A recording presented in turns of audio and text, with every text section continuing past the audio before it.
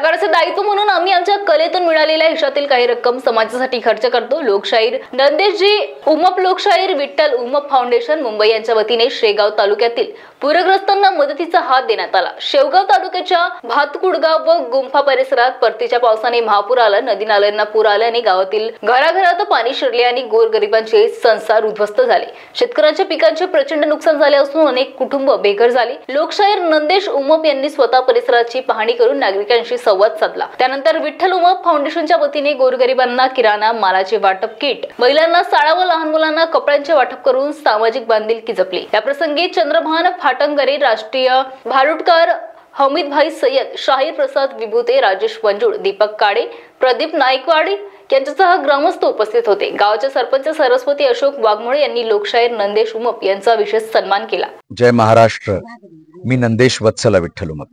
मंडळी, मी आज भातकुडे गावामध्ये आलोय, जिल्हा अहमदनगर, जो माझा जिल्हा आहे किंवा मी या गावचाच आहे। इथे मला हमीद शेख म्हणून, आमचे सय्यद म्हणून हमीद सय्यद भारुडकार आहेत, एक उत्तम असे कलाकार आहेत। महाराष्ट्राची जी ही कला आहे ती पुढे घेऊन जाण्याचा प्रयत्न करतायत। त्यांच्या मार्फत मला इथे समजलं आणि मी इथे आलोय।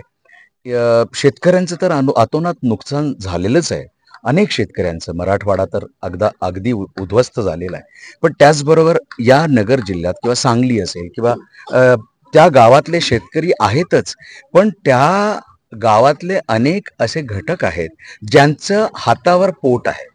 ते असे सुयापोत विकणारी मंडळी, पण तीही महाराष्ट्रातली, तीही मराठी माणसं आपली आहेत। तर त्यांना कुठेतरी थोडासा दिलासा देण्यासाठी, हे पूर्ण आयुष्यभर पुरणार नाही, पण कुठेतरी त्यांच्यासाठी कोणीतरी आहे ही भावना त्यांना इथे खूप आनंदित करून जाते।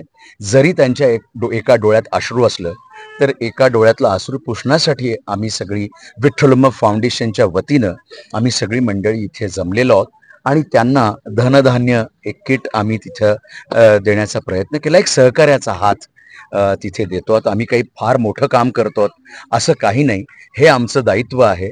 आम्ही कलाकार आहोत आणि आमच्या कलेतनं जे काही एक रुपया आम्ही उरवतो, जो उरतो तो आम्ही समाजसेवेसाठी प्रत्येकाने दिला पाहिजे। प्रत्येक मराठी माणसानं आणि प्रत्येक कलाकारानं हे करायला पाहिजे। मी आज करतोय, मी सगळ्या समस्त कलाकारांच्या वतीने करतोय। मी हा देखावा किंवा दिखावा अजिबात नाही। महाराष्ट्र टीवी 24 करिता जयप्रकाश बागड़े, अहिल्यानगर, शेवगाव। इस खबर के प्रायोजक है शिवशंकर आयुर्वेदिक एजेंसी, नागपुर का भव्य शोरूम। अनुभवी डॉक्टर्स से सज्ज सभी प्रकार की आयुर्वेदिक दवाइयां मिलने का एकमात्र स्थान। अनुभवी वैद्य एवं डॉक्टर द्वारा जटिल एवं जीर्ण रोगों पर विशेष आयुर्वेदिक उपचार उपलब्ध। इनका पता शिवशंकर आयुर्वेदिक, डॉक्टर मंगला केतकर हॉस्पिटल के सामने, महाजन मार्केट के पास, टेम्पल बाजार रोड, सीताबर्डी, नागपुर।